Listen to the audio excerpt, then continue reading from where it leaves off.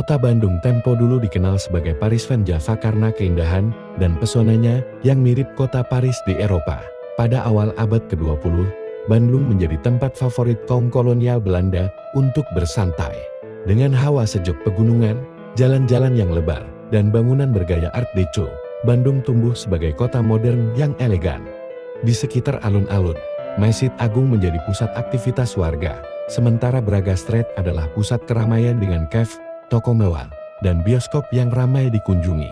Jalan ini menjadi simbol gaya hidup modern pada masanya. Selain itu, kebun teh di sekeliling Bandung memberikan lanskap hijau yang menenangkan. Bandung juga menjadi pusat pendidikan dengan berdirinya Technische Hogeschool sekarang ITB pada tahun 1920 yang menarik banyak pelajar dari seluruh Nusantara. Di tengah kemegahan kolonial, semangat perjuangan rakyat tetap membara, menjadikan Bandung salah satu kota penting dalam sejarah pergerakan nasional. Berikut mengenal riwayat bangunan semasa Hindia Belanda di Bandung. Gedung Sate, berdiri megah di jantung kota Bandung, adalah mahakarya arsitektur yang memadukan unsur kolonial Belanda dengan sentuhan budaya Sunda. Dibangun pada tahun 1920 dan selesai 4 tahun kemudian, Gedung Sate awalnya dirancang sebagai pusat administrasi Hindia Belanda oleh arsitek I.R.J. Gerber. Kini, gedung ini menjadi kantor pusat pemerintahan Provinsi Jawa Barat, sekaligus destinasi wisata yang kaya nilai sejarah. Nama Gedung Sate berasal dari ornamen unik di puncaknya yang menyerupai tusuk sate, sebuah elemen dekoratif yang ikonik. Gedung Sate tidak hanya menjadi pusat administratif, tetapi juga simbol kebanggaan masyarakat Jawa Barat. Hotel Savoy Homanen adalah hotel bintang 4 bergaya Art Deco yang berada di Jalan Asia Afrika. Hotel ini dikenal akan arsitektur dan tamu-tamunya. Pendahulu hotel ini adalah Hotel Homanen, milik keluarga Homanen, yang dikenal akan sajian Ritz-Tafel buatan Ibu Homan yang lezat.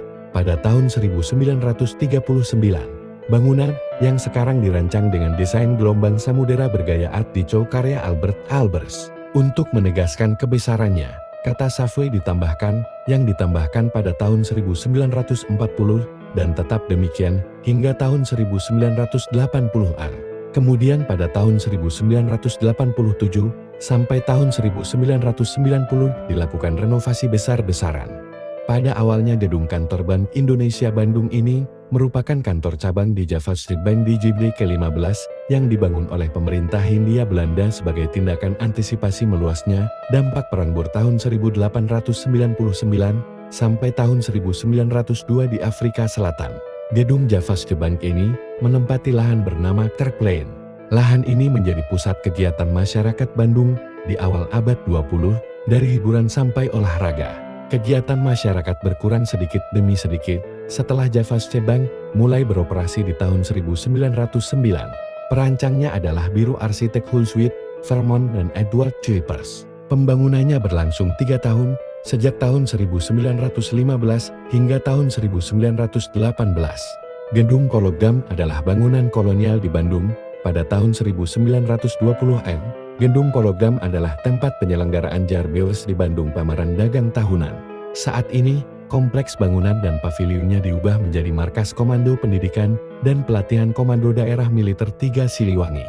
Bangunan beserta kompleks sekitarnya dirancang oleh Wolf Schumacher, arsitek ternama Hindia Belanda.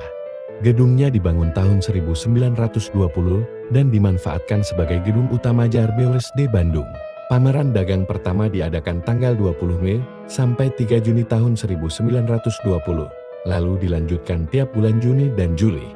Berbagai konferensi dan pameran dari berbagai industri di Priangan dan sekitarnya dilaksanakan di kompleks ini.